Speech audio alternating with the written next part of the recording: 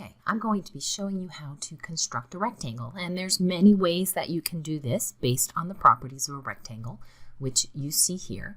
I'm going to show you two ways, but you can be as creative as you want. So here's the properties of a rectangle. Opposite sides are congruent, they're parallel, there's 4 right angles, and the diagonals are congruent.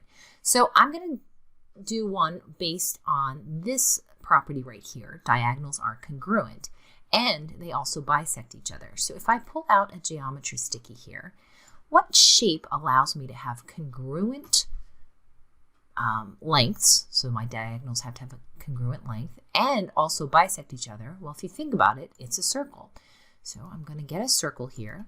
And if I were to create a diameter, that would be two diameters. They would each be congruent, right?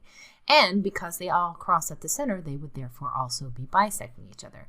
Now I'm going to use a ray for a reason.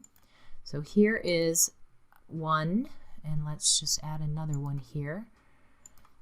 And what I want to do is get this intersection. So I'm going to select this circle and this ray and show the intersection. And I'm going to do the same thing over here. And construct the intersection. Now I'm going to hide my underlying constructs,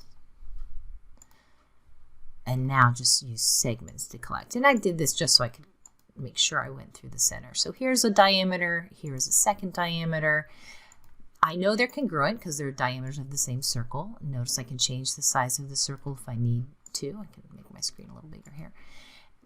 So therefore they're congruent, and even though I'm moving them, they are always bisecting because they cross at that center of the circle.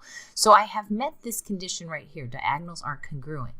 So now what I can do, and we're going to actually hide the circle because we don't need to see it anymore. It's an underlying object. And I'm going to use segments to, actually let's use our polygon tool, and I'm going to connect my 4 vertices, and now I have a rectangle. Now, how do I know it's a rectangle? It can be any rectangle, which is the nice thing. How do I know that? Well, because of this property. It's only true for rectangles that the diagonals are congruent and bisecting. So as long as that property is holding true, the shape must be a rectangle. And if you'd like to verify, you can actually measure. So I could go and measure and verify the rest of these objects. So I could, choose an angle and measure it, and notice that's 90 degrees. I could measure the rest of them and show that that's also 90 degrees. Oops. So we could verify, but we've used a property to make our construction, so it should be true.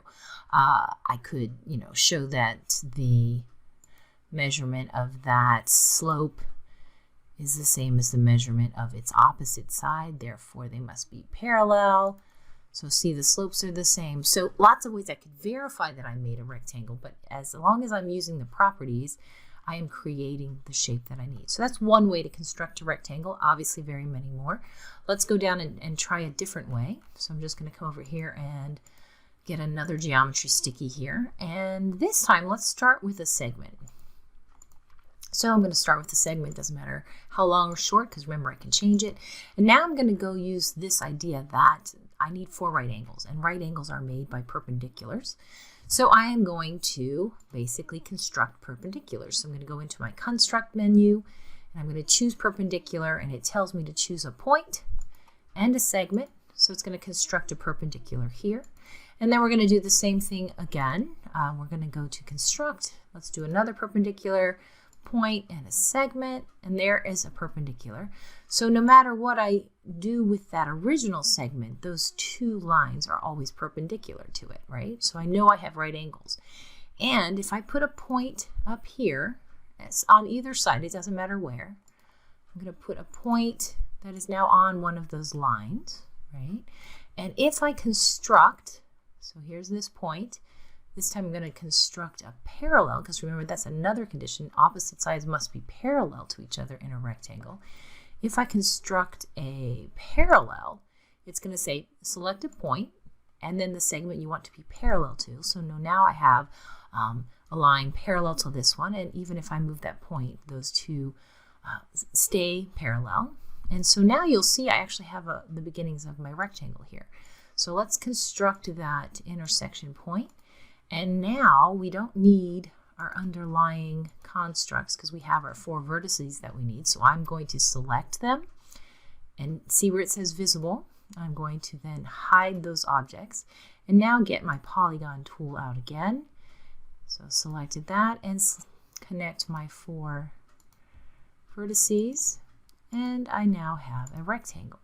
And this one behaves differently than the one I constructed up here because of how I constructed it. I constructed it to be perpendicular, so the only ones I can change are the original parent, so the AB line, and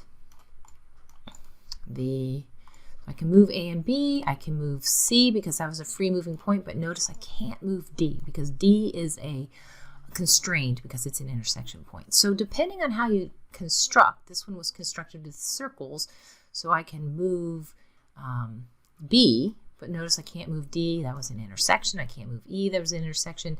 So depending on how you construct, the movement of your rectangle will be different. But using your properties helps you determine how you can construct. So lots of other different ways. Be creative, try to explore some, but these are just 2 different ways to construct rectangles.